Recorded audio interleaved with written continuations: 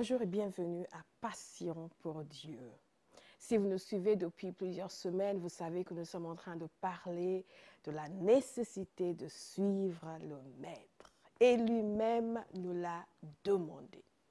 Jésus a demandé à ses disciples de le suivre. Et il nous demande aujourd'hui, nous qui sommes ses disciples, de le suivre. Nous avons vu la dernière fois le passage dans Colossiens qui nous invite à tout faire au nom du Seigneur Jésus. Les paroles, nos actes, nos œuvres, tout doit avoir pour motivation et pour objectif Jésus. Ce qui rend gloire à Jésus, ce qui fait plaisir à Jésus, ce qui rend honneur à Jésus, c'est cela, ce que nous sommes censés penser, ce que nous sommes censés dire et ce que nous sommes censés faire. Et vous savez, ça rend la vie chrétienne très simple. Ça rend la relation avec Dieu très simple. Ça rend notre existence très simple. Nous avons parlé longuement du fait que nous sommes censés avoir une philosophie de vie. Il y a des années de cela, une personne qui ne me connaissait pas très bien, mais qui me connaissait un tout petit peu, quand elle a appris que j'étais chrétienne, m'a dit « Ah, je me suis toujours dit que tu devais avoir une certaine philosophie de vie. » Je lui ai expliqué que c'était simplement la vie de Dieu en moi. C'était Jésus. Et ce que Jésus aime, c'est ce que nous sommes censés aimer. Et ce que Jésus n'aime pas, nous ne sommes pas censés aimer. Ça rend les choses très simples. Et je vais vous demander de regarder avec moi dans la lettre aux Philippiens. Nous avons vu que l'apôtre Paul, cet homme qui a connu un revirement à 180 degrés, nous sert un petit peu d'exemple dans cette série d'émissions et d'études sur la consécration, le fait de tout donner à Dieu, de tout abandonner, de donner nos vies, de faire non simplement une prière pour dire « Oui, Seigneur, je te donne ma vie », mais d'aller jusqu'au bout avec Dieu. Cette semaine passée, j'ai rencontré quelqu'un que je n'avais pas vu depuis longtemps et la personne m'a posé la question de savoir si j'étais toujours née de nouveau. C'était très drôle. Je l'ai regardé, je dis oui, bien sûr. C'est même plus que ça. Je suis pasteur. Quoi? Et j'étais très intéressée par la raison pour laquelle cette personne a posé cette question et pourquoi. Donc j'ai demandé, oui, disait-elle, je pensais que ce n'était qu'une phase et que bon, la personne pensait que ça allait me passer. Est-ce que vous savez que Jésus n'est pas censé nous passer? L'amour de Dieu, ce n'est pas quelque chose qui doit marquer une phase de notre vie et ensuite, bon, on passe à autre chose. Et on a souvent rencontré des gens qui, à une période de leur vie, ont été très dévoués, ont aimé Jésus, ont servi Jésus et on les rencontre des années après. Ouais, tu sais, moi, j'étais dans ces trucs-là. Ouais, moi aussi, j'allais beaucoup à l'église. Oui, ouais, on faisait même des réunions de prière la nuit. Oh, tout ça. Bon, moi, je suis plus dedans. Non. Nous sommes censés rester dedans. Et si vous faites partie des gens qui ne sont plus dedans, je vous invite à revenir dedans. La porte vous est grande ouverte. Parce que Dieu est merveilleux. Il n'y a pas plus merveilleux que de le connaître. Il n'y a pas plus merveilleux que de connaître Jésus. Jésus est celui qui a laissé sa gloire céleste. Et nous allons en parler dans l'émission précédente, dans l'émission prochaine. Donc surtout ne ratez pas la prochaine émission. Qui a laissé sa gloire céleste et qui est venu sur la terre pour nous. Et quand nous le connaissons, nous savons qu'il n'y a personne de plus agréable, il n'y a personne de plus merveilleuse, il n'y a personne de plus extraordinaire. Et quand Dieu nous demande de tout faire au nom du Seigneur Jésus, c'est une invitation à la gloire, c'est une invitation au bonheur, c'est une invitation à une vie de joie, une vie de victoire. Parce que quand on regarde la vie de Jésus sur la terre, lui qui était venu porter nos péchés, lui qui était venu porter nos malédictions et nous réconcilier avec Dieu, nous constatons une chose, c'est que Jésus n'a jamais connu un jour de déprime. Jésus n'a jamais connu un jour d'échec.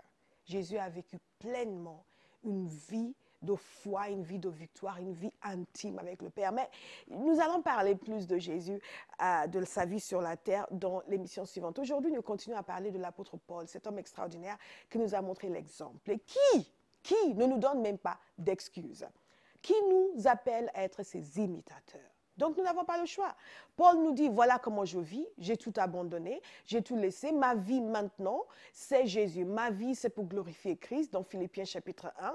Je suis en prison, mais qu'importe. Les gens se moquent de moi, ils prêchent l'évangile juste pour que la vie me soit plus compliquée. Mais qu'importe, tant qu'ils parlent de Jésus. Cette vision totalement transformée du monde, cette mentalité du royaume de Dieu que nous avons évoquée précédemment. Mais lorsque nous parlons de l'identification avec Christ, c'est vivre cette vie pleinement en Jésus, pour Jésus, ressentir ce qu'il ressent, aimer ce qu'il aime et aimer ceux qu'il aime. Je vais vous demander de regarder avec moi dans Philippiens chapitre 1 et nous allons enfin le lire, ce passage. Du verset 3 au verset 7, il est question ici de personnes qui s'aiment. Et les chrétiens sont censés être des gens qui s'aiment. Il nous a dit au verset 3, « Je rends grâce à mon Dieu de tout le souvenir que je garde de vous. » On sent déjà quelque chose de très agréable. Vous pensez à quelqu'un et rien qu'en pensant à la personne, vous commencez à remercier Dieu. Nous cessons, écoutez bien, dans toutes mes prières pour vous tous, de manifester ma joie au sujet de la part que vous prenez à l'Évangile. Depuis le premier jour jusqu'à maintenant, je suis persuadée que celui qui a commencé en vous cette bonne œuvre la rendra parfaite pour le jour de Jésus-Christ. Il est juste que je pense ainsi de vous tous, parce que je vous porte dans mon cœur. C'est extraordinaire. Une telle tendresse, une telle affection, un tel amour, une telle sollicitude. Je vous porte dans mon cœur, soit dans mes liens, parce que, rappelez-vous, il est en train d'écrire cette lettre de sa prison, soit dans mes liens, soit dans la défense et la confirmation de l'Évangile, vous qui tous participez à la même grâce que moi. Qu'Dieu m'est témoin, que je vous chéris tous, avec la tendresse de Jésus-Christ. Et ce que je demande dans mes prières, c'est que votre amour augmente de plus en plus en connaissance et en pleine intelligence pour le discernement des choses les meilleures, afin que, voilà ce que je souhaite pour vous, vous soyez purs et irréprochables pour le jour de Christ, remplis du fruit de la justice, qui est par Jésus-Christ, à la gloire et à la louange de Dieu. Il y a plusieurs éléments ici qui attire notre attention. D'abord, l'apôtre Paul est en train d'écrire à cette église de Philippe avec qui il a une relation particulière. Il est resté longtemps à Philippe pour annoncer l'évangile et il aime ces gens. Il a de bons rapports avec ces gens. Et c'est la première ville d'Europe, d'ailleurs un petit clin d'œil pour ceux qui nous regardent du continent européen, qui a reçu l'évangile. Donc, il dit à ces personnes, je vous porte dans mon cœur. Je vous chéris avec la tendresse de Jésus-Christ. Et il leur dit, quand je rends grâce à Dieu pour vous, je rends grâce à Dieu quand je pense à vous. Le souvenir que je garde de vous m'amène à dire, ah, merci Seigneur. Et on pense tout de suite à des gens merveilleux, des gens extraordinaires, des gens qui s'entendent bien. Mais qu'est-ce qui les unit particulièrement, ces gens et l'apôtre Paul? C'est leur service commun pour Dieu. Il parle de la part qu'ils prennent à l'Évangile, leur participation à l'Évangile. Et c'est merveilleux parce que c'est quelque chose que nous ignorons souvent. Nous sommes en train de parler de suivre le Maître, de la consécration, lorsque nous donnons nos vies au Seigneur, lorsque nous décidons d'aller jusqu'au bout avec Dieu, que nous décidons de faire tout au nom du Seigneur Jésus-Christ, de vivre que pour Jésus. Il y a une transformation qui s'opère à l'intérieur de nous. Il y a une transformation, un changement de notre vision du monde, notre mentalité. Nous acquérons la mentalité du royaume de Dieu. Il y a une transformation dans nos relations, dans notre manière de voir les gens. Et c'est ce dont parle l'apôtre Paul ici. Nous le prenons pour exemple. Il y a un changement. C'est l'homme qui haïssait les chrétiens qui est venu maintenant à aimer les chrétiens, qui est venu à chérir ces gens à qui il écrit à Philippe avec la tendresse de Jésus-Christ. Imaginez la douceur. Pensez à la douceur de ces mots empreints d'amour, de bonté, de joie. Et il leur veut tellement de bien que lorsqu'il pense à eux, il prie pour eux. Il rend grâce à Dieu. Il veut qu'il soit pur, qu'il reste inébranlable jusqu'au retour du Seigneur. Il veut pour eux ce qu'il y a de meilleur parce qu'il les aime. Et il les aime parce qu'ils aiment Jésus. Ils aiment Jésus, les Philippiens aiment Jésus. Ils sont unis dans cet amour pour Christ. Et non seulement ça, ces personnes participent dans l'œuvre de l'Évangile. Ils servent Dieu ensemble. Il y a quelque chose qui se produit. Lorsque deux personnes travaillent côte à côte pour le Seigneur, chacun aimant Jésus, et non pas seulement lui-même seul, mais aimant Jésus. Il y a une unité qui est forgée. Il y a un amour qui est forgé entre les deux. Il y a une complicité qui naît. Pas du fait que nous avons les mêmes idées surtout, nous avons la même doctrine à tous les niveaux, non, mais parce que nous avons le même Seigneur. Nous avons le même amour. Et lorsqu'il écrit d'ailleurs à l'église de Philippe, il les encourage, toujours au chapitre 1, il les encourage à demeurer fermes dans un même esprit. Au verset 27, il leur dit, combattons d'une même âme pour la foi de l'évangile. Combattons d'une même âme pour la foi de l'évangile. En d'autres termes, il y a quelque chose d'extraordinaire qui se passe lorsque un homme qui est consacré à Dieu rencontre un autre qui est consacré à Dieu. Quand les deux ont les intérêts de Jésus à cœur et non pas leurs seuls intérêts. On s'oublie, on ne pense qu'à notre Seigneur, on ne pense qu'à l'amour qu'on a pour lui. On se donne parce que c'est pour Jésus, c'est pour mon Seigneur. Et c'est merveilleux parce que là, ce n'est pas que nous avons oublié nos différences, c'est que nos différences en réalité ne comptent plus lorsque l'on pense à ce qui nous unit. La différence d'origine, la différence de couleur de peau, la différence de doctrine, la différence de vision sur certaines choses ne compte plus parce qu'il y a une vision plus grande qui nous unit. Il y a une réalité plus grande qui nous unit. C'est cet amour extraordinaire que nous avons pour Jésus. Et cet engagement que chacun a pris de le servir et d'aller jusqu'au bout avec lui. Donc on voit cet amour naturel qui naît. On voit aussi cette nécessité d'honorer ceux qui se donnent pour le Seigneur. Et j'insiste là-dessus parce que dans nos églises, aujourd'hui, nous avons oublié le sens de l'honneur. Et c'est comme si chacun veut s'affirmer, moi je suis quelqu'un, moi je suis quelqu'un. Mais nous ne sommes rien. Jésus seul est quelqu'un. Mais nous apprenons à nous honorer lorsque nous reconnaissons ce qui nous unit. Vous savez, c'est très intéressant parce que j'ai eu une expérience il y a quelques années. J'étais en train de prier avec un groupe de personnes dans ma maison. Et il y avait des gens que je connaissais et des gens que je ne connaissais pas.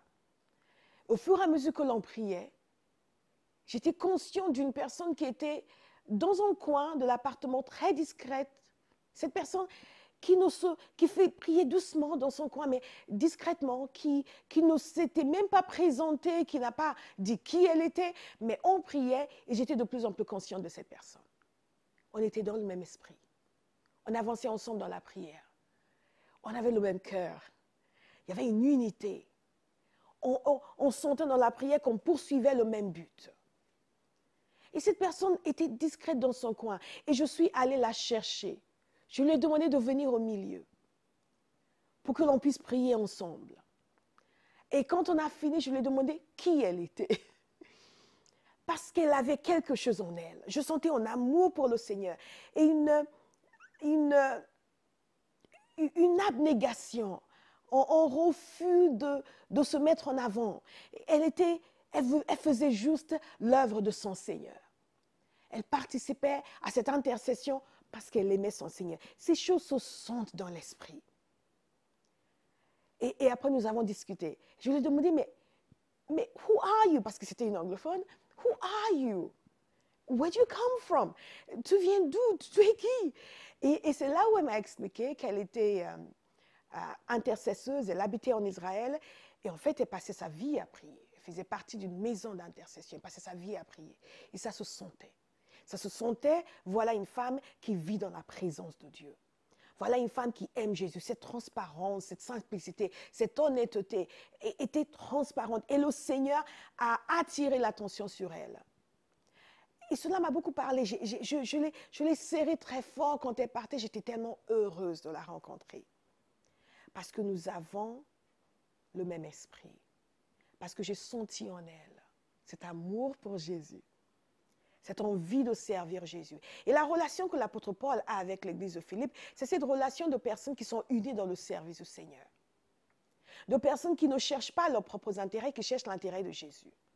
Et cette église l'a soutenu dans son ministère. Et il disait même qu'à une époque, aucune des autres églises de la Macédoine ne l'ont soutenu, mais cette église l'a soutenu parce que cette église avait à cœur les choses de Dieu. Est-ce que vous avez à cœur les choses de Dieu?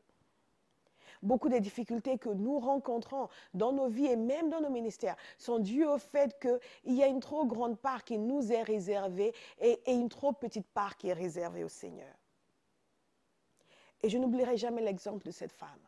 Je m'en sers souvent pour encourager ceux qui travaillent avec moi, qui ont vraiment en cœur pour servir le Seigneur, à comprendre que Dieu sait montrer où nous sommes. Lorsque nos cœurs sont droits devant lui. Nous avons de temps en temps des gens qui arrivent et qui veulent prouver « je suis quelqu'un ». Moi, je. Non, laissez Dieu parler pour vous. Dieu a une manière d'unir les cœurs lorsqu'on va dans la même direction. Et cette consécration nous amène forcément à nous aimer différemment.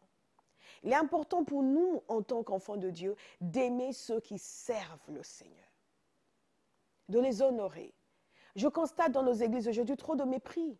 Trop de mépris pour les serviteurs de Dieu, trop de mépris pour les gens qui se donnent à fond pour le Seigneur.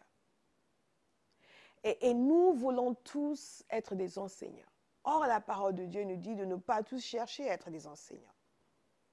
Chacun veut dire, c'est comme ça, c'est comme ça. Mais vous savez, lorsque vous avez quelque chose à dire, et que c'est Dieu qui vous a dit de le dire, il va vous donner la possibilité de le dire. Parce que si vous tient à ce que ce soit dit, vous n'aurez pas à vous bagarrer pour que ce soit dit. Et quand nous commençons à nous bagarrer, quand nous commençons à avoir des disputes au milieu de nous, c'est la preuve que nous ne marchons pas dans la consécration.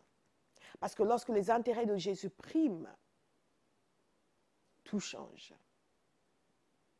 Nous vivons dans notre génération une crise dans les relations humaines, que ce soit à l'extérieur ou à l'intérieur de l'Église.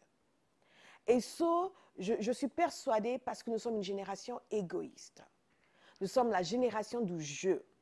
Moi, je, et moi, je. Oui, le Seigneur m'aime moi. Oui, le Seigneur m'aime moi. Personne n'accepte d'être reprise, personne n'accepte d'être enseigné.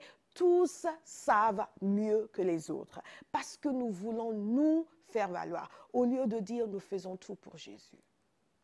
Nous faisons tout pour Jésus. Et quand nous faisons tout pour Jésus, nous aimons. Il y a une femme, il y a quelques années de cela, quelqu'un m'avait demandé, mais pourquoi tu es tellement gentil avec cette femme? Elle a un caractère de chien, si vous pardonnez l'expression.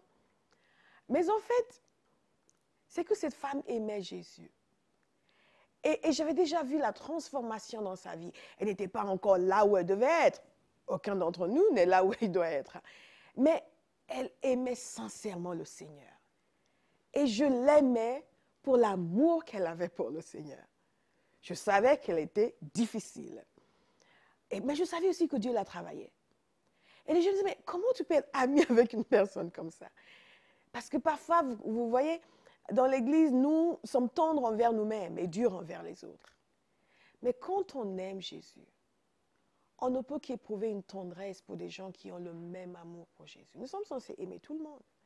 Mais certainement, il y a quelque chose dans cet amour pour le Seigneur qui nous unit, qui nous rend plus solides les uns avec les autres et qui nous amène à nous donner et à nous sacrifier les uns pour les autres. Cette église de Philippe s'est sacrifiée pour aider l'apôtre Paul dans son ministère parce qu'eux aussi avaient le même souci des choses de Dieu. Mais ce qui est intéressant dans cet épître, c'est qu'il n'est pas question uniquement de Paul. Il est aussi question de Timothée, celui qu'il appelle son fils. Si vous regardez dans Philippiens chapitre 2, du verset 19 et verset 20, il est question de Timothée. Et l'apôtre Paul écrit ceci, toujours en écrivant à cette église de Philippe, et à vous, où que vous soyez aujourd'hui, j'espère dans le Seigneur Jésus vous envoyer bientôt Timothée, afin d'être encouragé moi-même en apprenant ce qui vous concerne. Vous voyez encore cette tendresse. En d'autres termes, quand Timothée va me donner de vos nouvelles, ça va être un formidable encouragement pour moi. Nous nous aimons. Ce qui vous concerne me bénit. Ce qui me concerne vous bénit. Ma prière, c'est que ce genre d'amour transparent puisse de nouveau régner dans nos églises. Parce que c'est l'intérêt de Jésus qui prie, mais pas notre intérêt. Donc, il écrit à cette église de Philippe qu'il envoie Timothée. Car, au verset 20, je n'ai personne, et ça c'est triste, je n'ai personne ici qui partage mes sentiments pour prendre sincèrement à cœur votre situation. Au verset 21, et c'est ce dont nous avons déjà parlé, tous, en effet, ce qui nous montre que ça n'a rien de nouveau, c'est la nature humaine. Et c'est ce que je dis constamment, l'être humain n'a pas changé. Car tous, en effet, cherchent leurs propres intérêts. Est-ce que ça me décrit aujourd'hui? Est-ce que ça vous décrit aujourd'hui? Leurs propres intérêts et non ceux de Jésus-Christ. Donc nous pouvons être dans l'Église et nous appeler serviteurs, nous appeler pasteurs, nous appeler prophètes, nous appeler simples brebis, comme certains aiment se dire. Mais nous pouvons être dans l'Église et avoir à cœur nos propres intérêts et non pas ceux de Jésus-Christ. Vous savez, il nous a dit au verset 22, qu'il a été mis à l'épreuve en se consacrant au service de l'Évangile avec moi comme un enfant avec son Père. Qu'est-ce qui a rapproché Timothée et Paul? Le service de l'Évangile. Paul, il ne connaissait pas vraiment Timothée. Il a prié avec lui et Timothée a commencé à servir à ses côtés. Et c'est là qu'ils se sont rapprochés, qu'ils sont devenus père et fils. Beaucoup de gens aujourd'hui veulent se rapprocher des serviteurs de Dieu en essayant de créer une fausse familiarité. En leur téléphonant, en essayant de papoter, on va sortir, on va faire des courses, on va faire des choses ensemble. Non. Vous voulez vous rapprocher de quelqu'un qui aime Dieu, aimez Dieu aussi. À la base, vous êtes censé l'aimer. Servez-le plutôt. Lorsque vous servez ensemble, on a vu cela dans nos équipes. Ceux qui sont ensemble et qui servent ensemble sont ceux qui sont les plus proches. Ceux qui viennent le dimanche pour tout examiner et tout critiquer sont ceux qui sont le plus à l'extérieur. Et j'avais écrit un article d'ailleurs sur cela, parce que j'avais lu un article d'une personne, un pasteur, qui avait parlé du fait que beaucoup de gens qui se sont rejetés dans l'Église sont justement ceux qui ne font rien. Il y a des fois où les gens souffrent réellement, mais dans beaucoup de cas, ce sont des gens qui ne font rien, qui viennent juste comme spectateurs et qui se demandent pourquoi ils n'ont pas d'amis intimes. Et ces passages que nous voyons nous montrent comment cette intimité est créée dans le corps de Christ. C'est en servant Dieu ensemble. Lorsque nous sommes ensemble à servir, à participer dans l'Évangile, il y a des liens qui sont créés. Si vous vous sentez seul aujourd'hui, vous êtes chrétien, vous ne connaissez personne, personne ne vous parle, vous ne vous entendez avec personne, examinez-vous. C'est peut-être vous le problème. Parce que si vous ne vous entendez avec personne, tout le monde ne peut pas être fautif. Et trop souvent, nous sommes toujours en train de pointer les autres du doigt. Nous sommes censés nous aimer. Dans quelle mesure est-ce que j'aime les autres? Dans quelle mesure est-ce que je sers Dieu avec les autres? Et c'est quand je fais avec abnégation, en pensant aux intérêts de Jésus et pas aux miens, que les liens solides d'amitié sont créés. Nous sommes consacrés à Jésus ensemble et Dieu nous unit dans ce lien d'amitié que rien ne peut briser. Et il nous a dit aussi que Timothée a été mis à l'épreuve. Vous savez, tous sont mis à l'épreuve. Vous aimez Dieu, votre amour sera mis à l'épreuve. Vous voulez servir Dieu, votre service sera mis à l'épreuve. Votre consécration sera mise à l'épreuve. Ce n'est pas que la prière que je fais, c'est ma vie, mes choix. Quand les choses viennent pour causer la zizanie entre moi et les personnes avec qui je sers le Seigneur, quelle est ma réaction? Je m'énerve, j'insulte, je trouve qu'ils sont tous méchants, ils vont tous aller en enfer, ou je reconnais que j'ai ma part de tort et je laisse Dieu me changer. Nous disons toujours dans notre Église que nous travaillons sur le perfectionnement de soi et non le perfectionnement d'autrui. Quand chacun travaille sur le perfectionnement de soi et que nous sommes unis dans l'œuvre de l'Évangile, inévitablement, en dépit de nos différences, de doctrine, de couleur de peau, et je dis de couleur de peau parce que malheureusement, c'est toujours un problème dans nos églises. Il nous est dit que le dimanche matin est souvent l'heure où il y a le plus de ségrégation. Et ça, de part et d'autre de l'Atlantique, malheureusement. Ça se passe aux États-Unis, ça se passe en France, où les gens préfèrent être à l'église avec des gens qui leur ressemblent. Nous devons avoir la mentalité du royaume de Dieu. Nous avons bu du même esprit. Aux yeux de Dieu, il n'y a ni noir noir, ni vert, ni jaune, ni gris. Nous sommes enfants de Dieu. Il est temps que ça change dans l'Église où les gens ne peuvent s'entendre qu'avec des gens qui sont blancs comme eux, qui sont noirs comme eux, qui sont verts comme eux. Je suis direct, oui, il le faut. Il est temps que nous nous repentions de nos attitudes de mépris et de racisme et nos bêtises à n'en pas finir, parce que si nous sommes consacrés à Jésus, nous aimons Jésus, nous avons le même Seigneur, le même Maître, il n'y a plus de différence entre nous. Nous appartenons au royaume de Dieu. Nous nous aimons, nous nous honorons, nous nous respectons. Paul n'était pas philippien, il n'était pas de la Macédoine, mais il a aimé ces gens, comme il a aimé les autres, comme il a aimé toujours, parce que nous sommes unis par l'amour de Jésus. Il est temps de dénoncer ces choses et de dire ce n'est pas normal qu'il n'y ait pas d'amour entre les chrétiens. Nos relations sont transformées lorsque nous sommes consacrés. Et j'aimerais aussi vous parler d'Épaphrodite, mais le temps passe. Juste une petite chose par rapport à Épaphrodite qui nous a été dit dans le passage dans Philippiens 2 du verset 25 au verset 30. L'apôtre Paul nous dit, il leur dit qu'il a estimé nécessaire de leur envoyer son frère Épaphrodite. Il n'était pas son frère de sang, absolument pas. Mais c'était son frère dans le Seigneur. Pourquoi? Parce que c'était son compagnon d'œuvre et de combat. Nous avons besoin de nous voir chrétiens, consacrés à Jésus, comme des compagnons d'œuvre et de combat, et non pas comme des adversaires. Mettons fin à cette approche adversariale entre les églises, les ministères, les enfants de Dieu. Aimons-nous les uns les autres, que nous soyons catholiques, évangéliques, toutes les hic possibles et imaginables, si nous sommes consacrés à Jésus. Nous avons bu du même esprit, nous avons le même Seigneur, nous devons avoir le même amour, nous devons faire front commun et arrêter de nous battre entre nous. Et si vous n'êtes pas encore consacré à Jésus, c'est le moment de l'être. Paul parle d'Épaphrodite comme son compagnon d'œuvre et de combat. C'est merveilleux. Et il a dit que cet homme a failli perdre la vie à cause de l'évangile. C'est ce genre de consécration que Dieu nous demande. Vous n'allez pas perdre la vie, surtout si vous habitez en Europe où personne ne vous tue et ne vous met en prison pour votre foi. Mais nous pouvons perdre cette intimité avec Dieu à force de constamment critiquer d'autres chrétiens, à force de trouver tout ce qui ne va pas chez les autres. Et nous pouvons passer à côté de ce pour lequel Dieu nous a appelés. L'apôtre Paul a dit, ce que je veux moi, c'est de continuer à courir et poursuivre le but, ce pour lequel Christ m'a appréhendé, ce pour lequel il m'a appréhendé, ce pour lequel Christ nous a appréhendé, c'est la consécration totale. Une vie vécue pour la gloire de Jésus. Et je vous invite, et je m'invite personnellement à chaque fois que je prêche, je suis la première personne qui est bénie par ce que je prêche, parce que la parole de Dieu est bonne pour nous tous.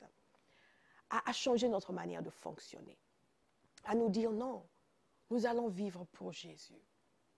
Et quand je suis face à quelqu'un qui vit pour Jésus, je cesse de regarder ce qui nous sépare. Je commence à regarder ce qui nous unit.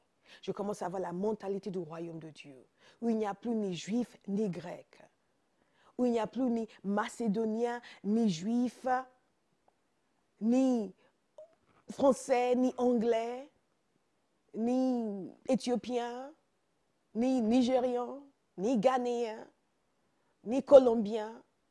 Nous avons reçu le même Seigneur. Nous devons être unis avec le même amour. Que Dieu vous bénisse et à la semaine prochaine.